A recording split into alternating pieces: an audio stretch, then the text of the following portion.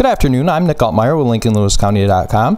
I'm here this afternoon with Lewis County Sheriff Mike Carpinelli, and we're here to talk a little bit about school safety around Lewis County. And with all the things in the news lately, we just wanted to touch base with the sheriff and talk about some of the things that are going on in Lewis County as far as keeping our kids safe and things like that. So I know the sheriff, this is an important topic to him, and you have a daughter in school in Lewis County, so as you know, you look at this from the perspective of a parent, as a sheriff, as a community member. So I think everyone has the same goals of keeping the kids safe. So we're just going to talk a little bit about some of the measures that are in place. I know school resource officers are a big topic nationally.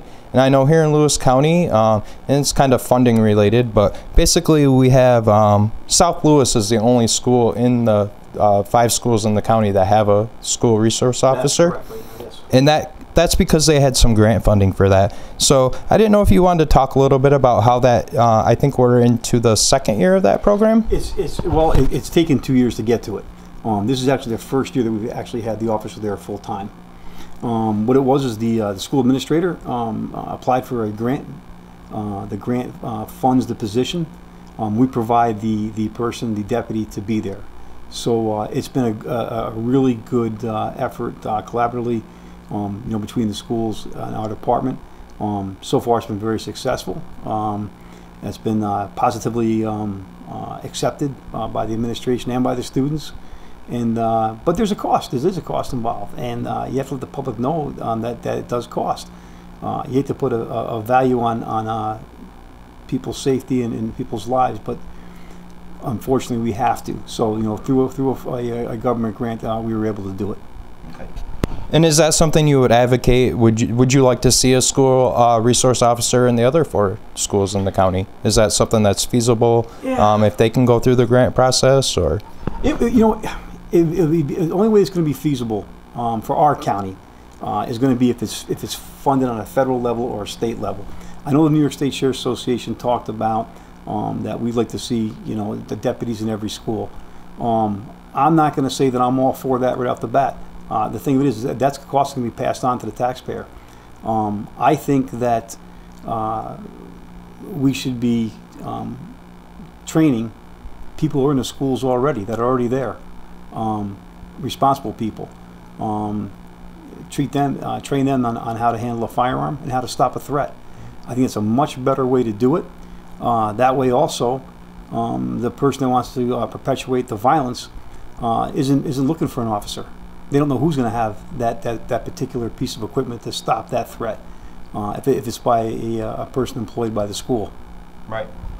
Now, is that something that can be initiated on a local level, or yes. Do we need to wait on state legislation or federal legislation before something like that happens, or would that involve maybe your office or the state police actually working with a board of education at a particular school and they institute a policy? Is that how that would work? Yeah, that's how it should work. Knowing New York State and how we operate currently, I'm not going to say that Albany wouldn't interfere with that. I'd like to hear their comment on what and if they would assist us or interfere. But it's a time that we need to do something now instead of waiting for more conversation. And that's just going to be our goal here at the Sheriff's Office. Okay. So you would be a proponent for not necessarily teachers, whether it's teachers, administrators, any staff at the school would go through some kind of process, training with your deputies, maybe some of the same training that they go through. Okay. And would that also need grant funding, or is that something that the schools would be able to pick up the funding on, or would the sheriffs? We first of all, we would train them at no cost. Okay. We train them at no cost. Okay. Yep. Have any of the local schools reached out to you or expressed any interest in a program like that?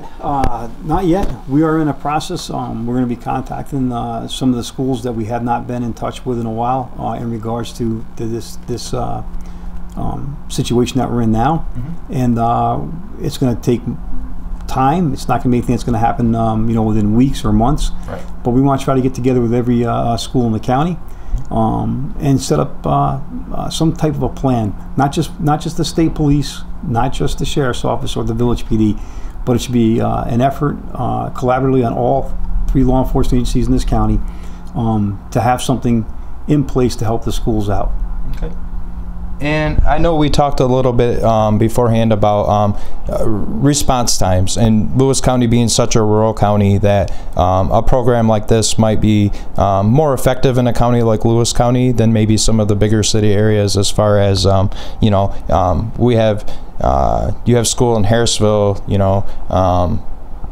the response time can be a little long if they're waiting on a sheriff's department or state police to get there, as an incident's unfolding. So if you had members already trained that were there at the school already, you feel that that would be a benefit to a school like absolutely like that. They'd be able to stop and address the threat. The one thing all the time, as you know, being a reporter, the police are responding after a situation has occurred. It's afterwards. People have died. The person perpetuating the violence has either gotten away or has killed themselves. We arrived basically to secure the location, gather the evidence, put somebody in custody, maybe, help the public to try to get through the situation. It's reactive. It's no good. It's afterwards. We need something right now that can be done to stop the situation. And the best way it's going to be is either having, like you said, an armed officer in the school, or by having people who work for the school armed. That's the only way it's going to stop this violence. A person that does these acts are cowards. They go to a place where it's a gun-free zone. We've heard that term several times. That's why they pick it, because there's no way for the people to defend themselves to stop that person. Once people know that you can't go and do something because there's a consequence, and it's going to be drastic, usually the people stop that behavior. Usually. Okay. Also locally, we hear nationally a lot of the schools run drills on active shooter drills, code red drills, whatever they're called. I'm sure they're called various things at various districts. Are you aware of, on the county level with our 5 districts in the county, are activities like that taking place? Is your agency involved with anything like that, with training the students on what to do in the situation there is an active shooter? Well, I know that there's 2 that have participated. The Harrisville district did one with involved the state police and the sheriff's office. Currently, the South Lewis does one today. They had one today, as a matter of fact, just involving the sheriff's office, and some help from other sheriff's agencies with their canine dogs. So yes, there are drills that go on. I don't want to disclose too much information. But these drills do occur. We're going to be involved more in the other schools, I hope, up and coming. And there needs to be changes in the way some of these drills are done. It's an evolving, changing world every day as we go through these shooting situations, these active shooters situations with the schools. So new things need to be addressed. That information should not be given out to the public. Not because we don't trust. It's just that there's things that somebody else may use against us or against the people who are there to protect the children, right, that these perpetrators learn, and then they end up getting past the fail-safe checks that we thought were there. Right. Okay. If a credible threat is given to your agency, if somebody suspects something's going on at a school, they've overheard somebody talk about it, can you walk us through the process a little bit as far as what are the steps that your agency goes through in an investigation? Without giving, obviously we don't want to use specific examples or like you said, disclose a lot of non-public information, but just kind of how you assess the threat and determine whether it's credible, things of that nature. Certainly. Well, first of all, it depends upon, the whole thing comes down to the kids, the teacher, the administration of that school. If the information isn't forwarded to law enforcement, we can't act on anything until after we get the phone call that bad things have started to happen, gunshots are fraying out. So basically what should happen is that if a student sees or hears something that they know isn't right, that they know is a serious threat, or that makes them nervous of what they heard, they should go and tell a teacher. Teacher should let the administration know. At that point, the administration should be contacting any law enforcement agency, and letting them know that this has occurred. Once that happens, we will take a look at what the threat was stated as, or how it was made. We want to interview that subject if we can. If we find at that point that the threat is possible, that it could occur, we may move forward with charges, and then that person either be incarcerated or may be expelled from the school. May possibly either, if we find that they're mentally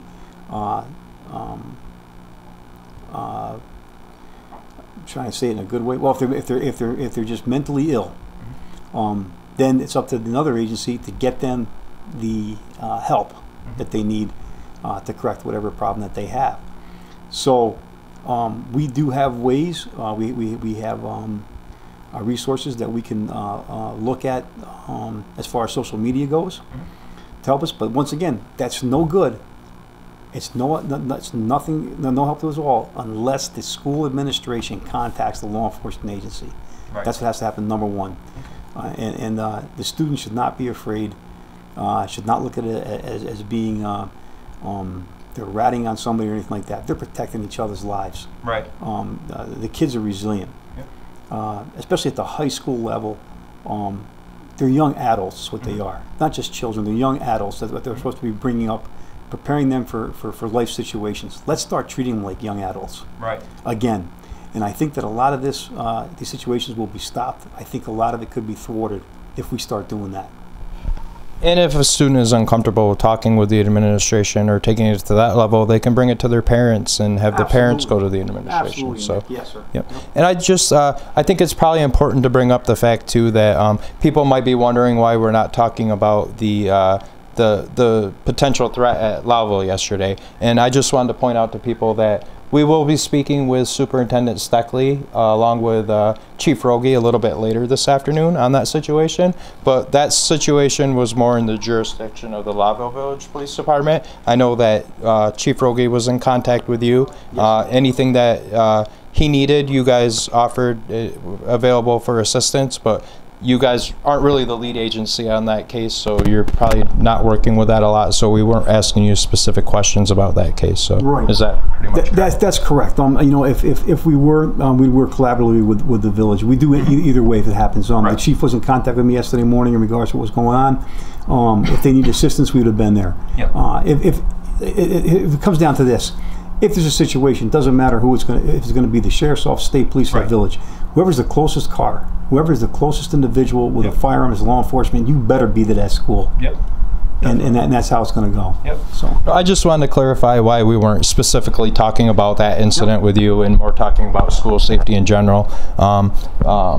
There was people might have seen the link on our website this morning to the gun policy discussion last night at Maple Ridge, which you were there and a part of. And so that just led to some conversation, and that's when you and I talked a little bit about it might be a good idea to, talk about some of the things that Lewis County could do, or some of the things that are already in place here as far as school safety. So that's kind of how this interview originated. So just one last thing, Sheriff, I didn't know if you wanted to end with any tips or suggestions that you might have for parents and students. I know we just touched on a few of them. If I know with the drug, we've talked with you about the drug epidemic and other various things, and you're always a big proponent. If you see something, tell us. We can't really do anything about it if we don't know. So I'm sure you have a message similar to that for this situation, and maybe you have a few more tips. Oh, absolutely. Once again, it's like you say, we have to start teaching our children that that you need to speak up. On the elementary level, I'd say children. At the high school level, I'd say young adults. Once again, you're not ratting on somebody. You're saving your fellow classmates' lives. And you're possibly helping the person who may be having these thoughts to have the opportunity to be productive in life and not commit these horrific acts. So it's a two-way street there. Always I don't want the young adults, don't be afraid to say something. Do something. When you go back and just use the social media or send texts back and forth, The parents may not see those. It needs to be brought right to the administration's attention. And we're seeing that. We're starting to see this. And the young adults are resilient at that. We got to have our faith in the young people. I just can't say it enough. We have to treat them like young adults. So hopefully with these, maybe the school administrations will start looking at that a little differently that way, I hope. We're doing them an injustice if we don't prepare them for life. You know, that's what I have to say about that. Okay. Well, as always, Sheriff, we always appreciate your time and speaking with us. Thanks for coming. Yep, thank you. Like you say, I always like your unbiased and your fair reporting that you do. You know, you always give both sides the opportunity. You've never changed information that's been put out there. You always correct it if it has been given to you incorrectly. And you're an honest and fair reporter, and I appreciate your time. Well, that means a lot. I really appreciate it.